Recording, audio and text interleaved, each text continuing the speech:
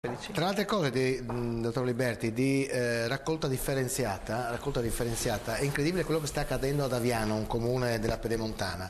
Stanno consegnando ad ogni famiglia 6 bidoni, non uno, 6 bidoni. Io mi chiedo, uno che ha un appartamento, una coppia di 40 metri quadri, dove mette 6 bidoni ad ogni famiglia.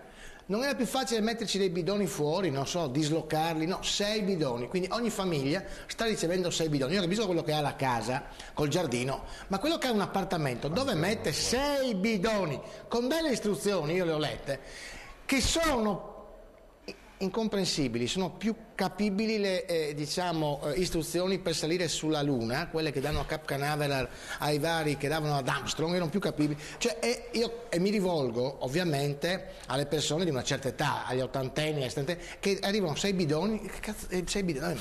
Cosa faccio i 6 bidoni? Sono incredibili, signor sindaco di Aviano, dai! Io capisco, ma mi faccio 6 bidoni.